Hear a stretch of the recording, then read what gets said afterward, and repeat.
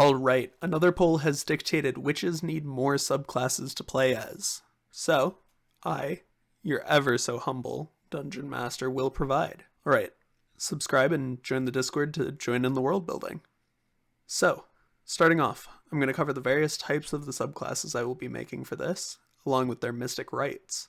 So, starting off is a request from the comments, which is a Baba Yaga style witch, including a witch's hut. And I don't want to pull on Baba Yaga too hard and allow for people to flavor this subclass however they want, so that will be a tough one. Next is a request from the Discord. Again, join the Discord if you want to stay in the world building or what I do next in these videos. And it is a curse/hex focused witch who gains access to bestow curse and hex through class abilities and expand upon them. Following that, there's a witch doctor who focuses on pulling the spirits of the world and the land and imbuing their allies with life and health. Yet again, another Discord recommendation. And to round it out is my choice of a subclass for the witch, a witch who harkens to the deep woods. I'll try to remember to put timestamps in the description if you are only interested in a certain style of witch. Okay, starting off, a Baba Yaga style witch. Well, I obviously can't keep calling it that, so we are going to change it to be Coven of the Cold North. Still quite linked to Baba Yaga, I'd say, but there might be something else that's a better name for it. Alright, starting off with the Mystic Right this witch gets at 3rd level. When they choose this as their coven, I want to give them something that allows them to boon someone with a defensive capability, at the cost of time. This right will take an hour and allow for the witch to boon a creature with toughened, hardy, unmoving skin, granting them temporary hit points equal to your witch level times 5, as well as a base armor class of 15. The cost of this being, they receive disadvantage on dex saving throws, their speed is lowered by 10, and they do not add dexterity to their armor class.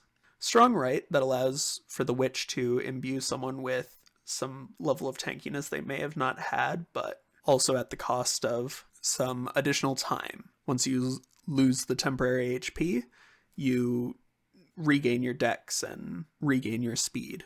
Their coven feature at this level is what will first diversify them from other witches at the same level. Witches of the Cold North gain the ability to freeze a creature as an action. This in gameplay will inflict 2 of 3 things of your combination. The first is reducing the creature's speed to 0 for a turn. The next is the opponent receives damage equal to 1d12 plus your intellect modifier with a cantrip dice scaling.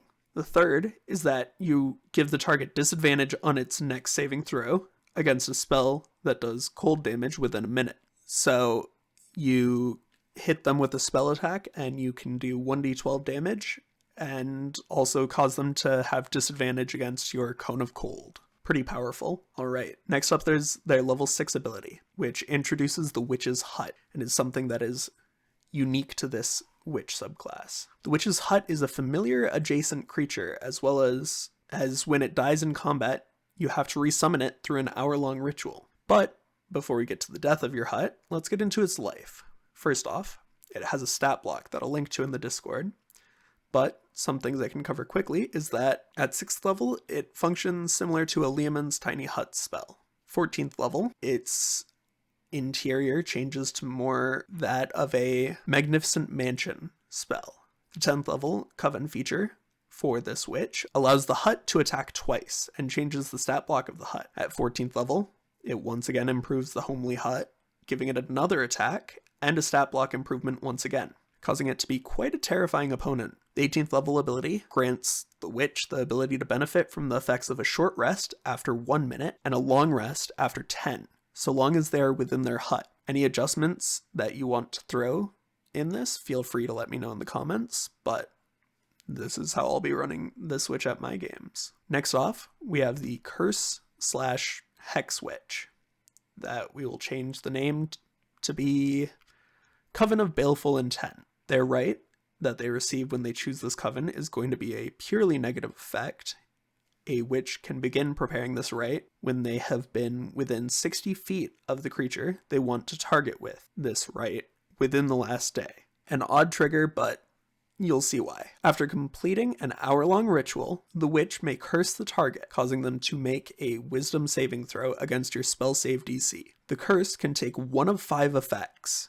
potentially more if your DM wants to improve upon this with you. First being Curse of Tracking, allowing for the witch to know the exact distance and direction from the target until they have a remove curse spell cast upon them. The next curse is a Curse of Ill Perception, where upon failing the save, the witch cannot be viewed, seen, or heard by the target until the witch casts a spell that affects that target or attacks them. A very strong, if situational, ability. Next is the Curse of Ancient Oak, a curse that slows the target over the course of 1 month in the post-ascension calendar, so roughly 40 days in a non-post-ascension calendar. First 10 days, nothing happens besides the target feeling a growing sense of lethargy. The next 10 days, the target begins slowing, with their movement speed being reduced by 10 as bark-like tumors begin to grow on them. The next 10 days, the target finds their movement speed reduced to a maximum of 5 feet, with the tumors beginning to sprout small branches. The final 10 days, if the target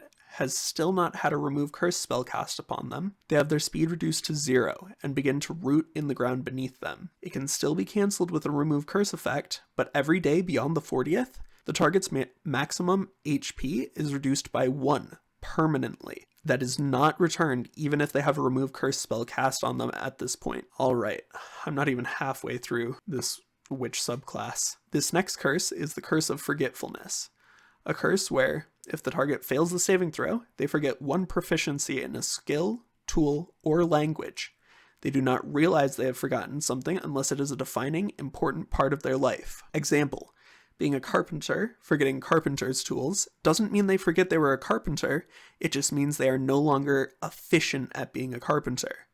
They can no longer make magnificent art pieces out of wood. They are now just making, it's as if they were a big beginner again. The next and final curse is the Curse of Aching Pain. The next long rest the target makes causes them to realize the effects of this curse. Until the target has a remove curse spell cast upon them, any attack they make causes them to take 1d4 damage. The witch can create additional curses at DM's agreement and discretion, but these are the ones that I have bundled with the ability. Alright, that rounds off their Mystic Rite, but luckily for me, their other class abilities will be fairly lackluster. Their level 3 Coven ability grants them the ability to cast Witch's Hex once until they take a short or long rest. Functions similarly to Hex, but replacing the word you with allies, so allies can benefit from the additional 1d6 damage. Their 6th level ability functions similarly to the last, granting them the ability to cast Witch's Curse. Similar to the last ability, they replace the spell Bestow Curse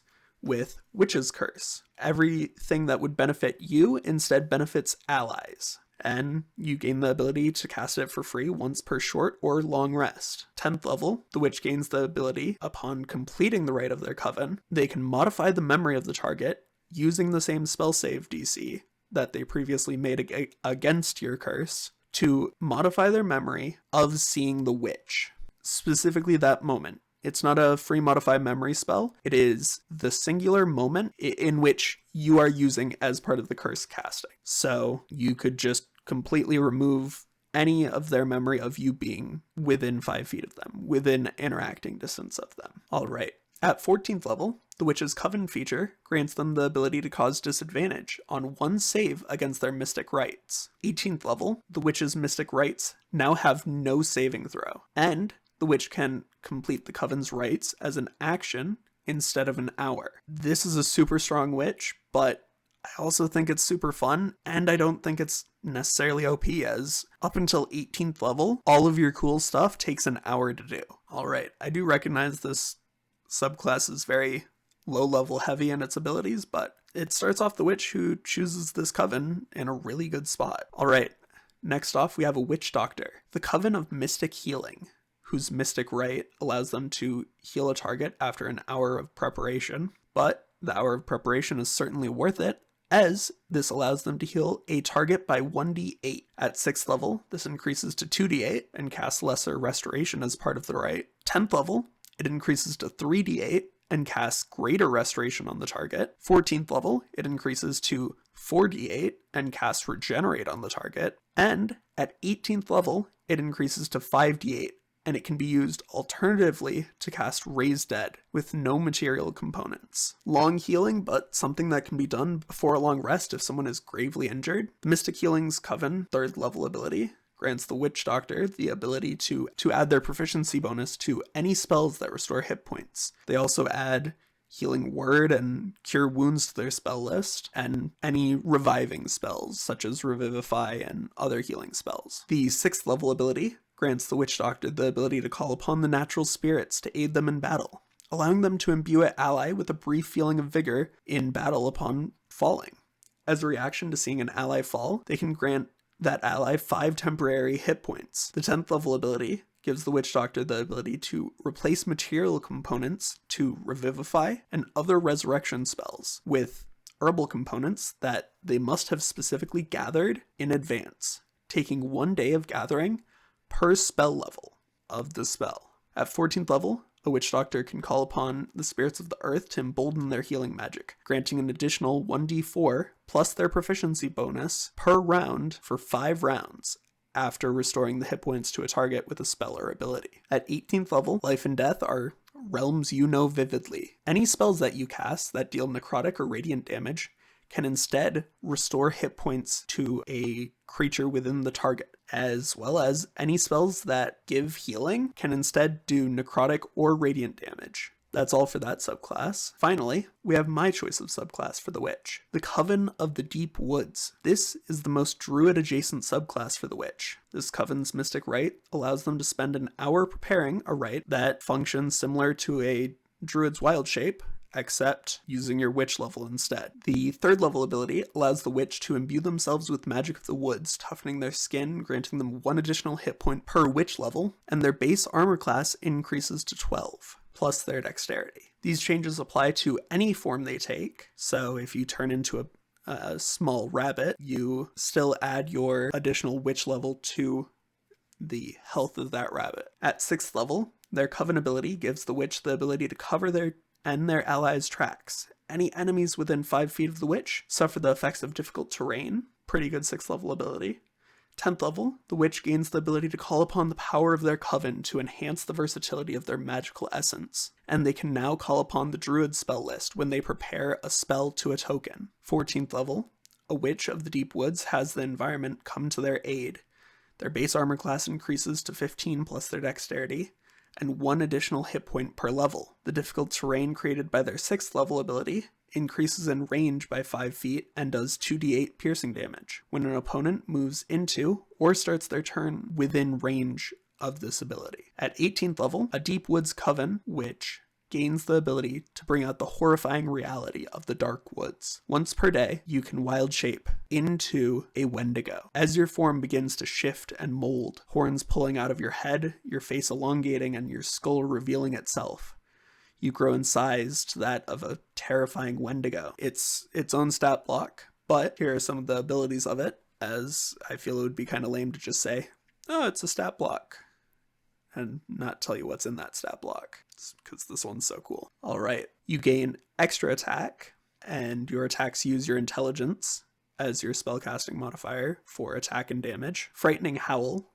On the Hunt, Blind Sight, and Predator of the Deep Woods. Your attacks as a Wendigo deal 6d8 slashing damage, plus your intelligence. Frightening Howl is a bonus action that allows you to howl, causing every creature that you don't consider an ally at the time to make a wisdom saving throw or run at maximum speed away from you in fear for a minute. This also grants you the knowledge of their position for as long as they're running away from you. On the Hunt grants you advantage against any opponent you damaged in the previous round. You have blind sight up to 60 feet, and Predator of the Deep Woods gives you the ability to restore your health by however much damage you deal with your primary attacks of this form. On top of this, the form gives you a staggering 80 feet movement as its base, the ability to move as a bonus action, and overall, it's an extremely powerful ability.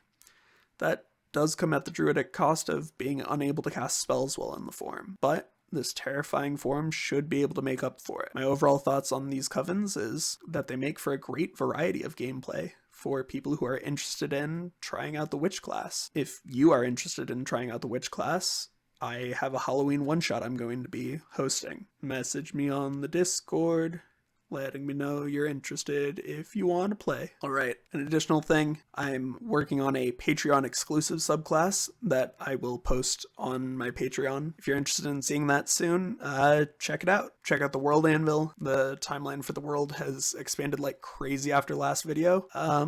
Do all the YouTube things, like, subscribe, ring the bell. Yeah. Anyways, peace. Have a good one.